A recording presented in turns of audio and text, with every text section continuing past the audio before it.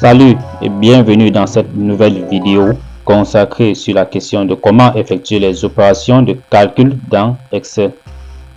Dans cette vidéo, nous allons voir comment entrer une formule dans Excel, comment copier et coller une formule le long d'un tableur. Veuillez vous abonner et cliquer sur la cloche de notification pour rester en alerte de nos prochaines vidéos.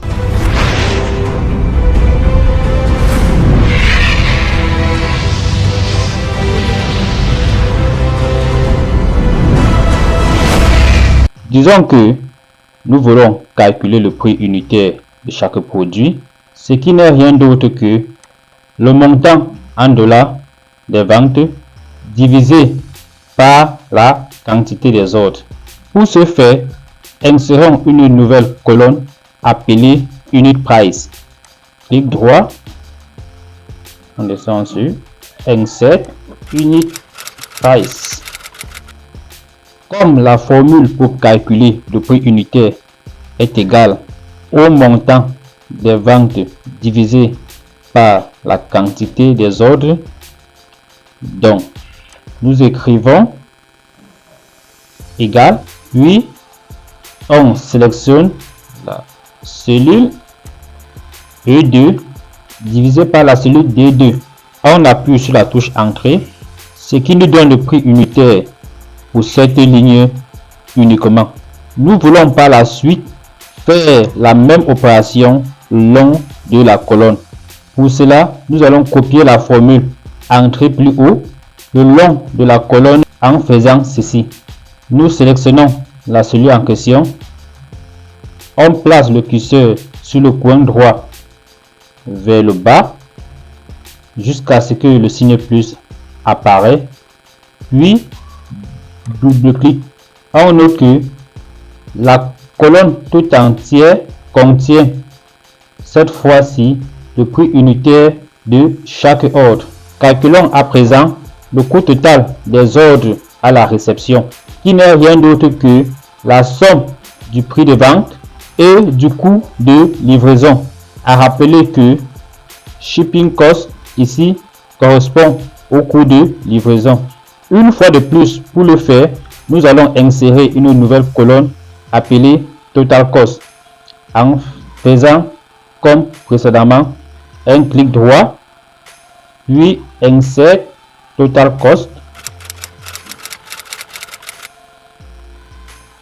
Comme la formule du coût total est égale à la vente en dollars, ce qui n'est rien d'autre que E2 plus le coût de livraison H2.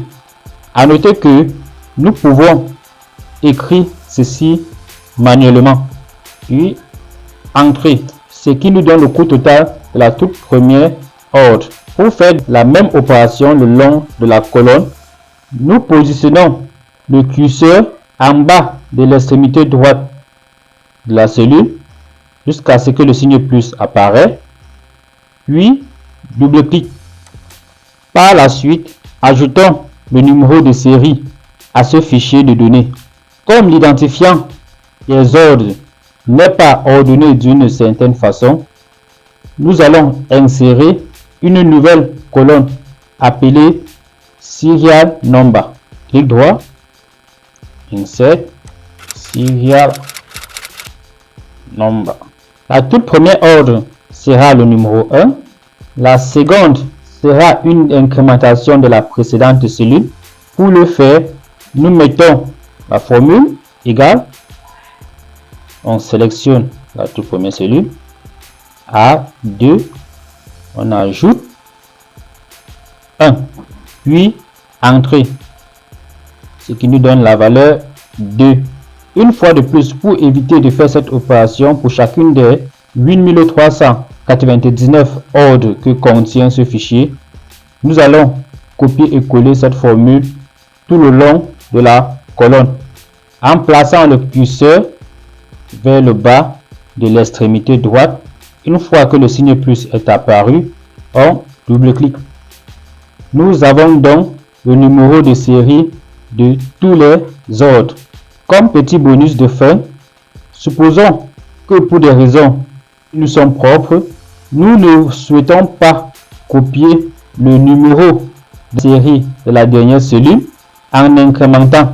C'est-à-dire, nous voulons copier le numéro sans toutefois associer la formule qui avait permis de l'obtenir.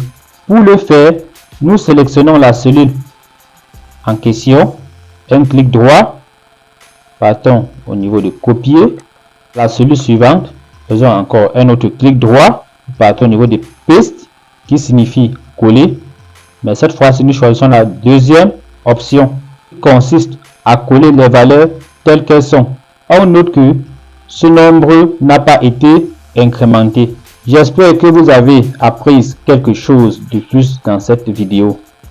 Si vous n'êtes pas encore abonné à cette chaîne, c'est le moment de le faire et cliquez sur la cloche de notification pour ne rater aucune de nos prochaines vidéos. Restez bénis et à très bientôt.